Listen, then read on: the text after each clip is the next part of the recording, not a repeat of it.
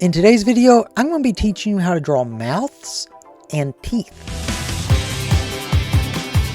Now, mouths are actually pretty straightforward to draw as long as you keep two basic principles in mind. Remember, the face is not a flat object. Draw the mouth as if it was sitting on the side of a spoiled tuna can. So a tuna can that is bulging at the side. That is the way that you want to draw the mouth. The mouth wraps around the face, and since the face is rounded and the mouth lays in the middle of that curve, you're going to want to draw the mouth, lips, and teeth as if they are curving around a cylinder that is bulging.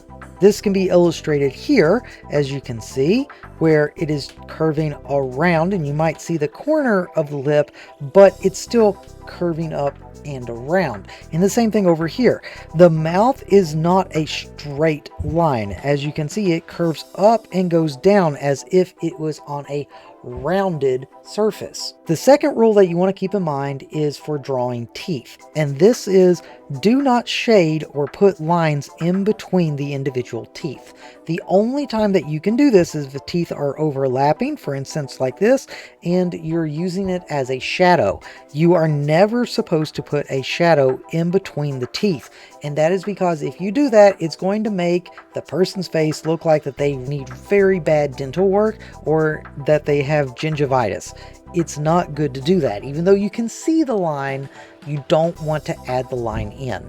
Let the viewer's imagination fill in that gap so you don't have to physically draw it. To start off with drawing the lips, you need to figure out where the lips are at, as well as the position and how wide the mouth is going to be. If you can go back to our rule of halves, you know that the mouth lines up, the corners of it line up with the center of the eye, so that'll give you a pretty good approximation.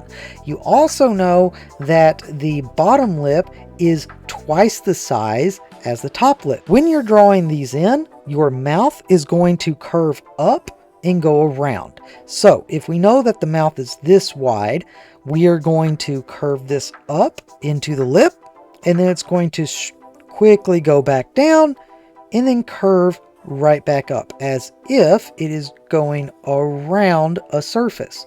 Same thing over here. We're going to curve up and we're going to have that same angle as it goes back down and then curves back up. Next is the top lip. The top lip has a similar curve to the mouth itself, to where it kind of curves up like this, and then it circles up and over and then goes down. Now with these lines, I'm drawing them a bit darker than I should. You do not want to draw these lines very dark, because the only time that people are supposed to see the lips is if the person that you're drawing is wearing heavy makeup. Other than that, the lips are supposed to kind of just blend into the skin. Next is the bottom lip. The bottom lip is typically thicker and fluffier than the top lip. So what we're going to do is we're going to make this a little bit wider. So about where this curve comes down at, that is probably where you want to start really curving the line up. So you can see this is already a lot bigger than the top lip. And then you want to curve this up and let it end a little bit before the top lip ended, like that. So as I was saying, you don't need the lines in the lips. You really only need to add in the lines for the shading. So around here where the lips meet and the crease of the mouth, we can add in shading around there, so we can add in some darker lines here. And then for the top of the lips, we just want to add in enough of a line to give the impression that they're there. So this would probably be all that we need for that. For the bottom lip, all you really want to add in is the shadow line. So it curves up like this, and that's pretty much all that you need. If the person's wearing makeup and they're wearing really heavy lipstick, then you'll want to add in more. But aside from that, you don't really need anything else on the face to draw the lips.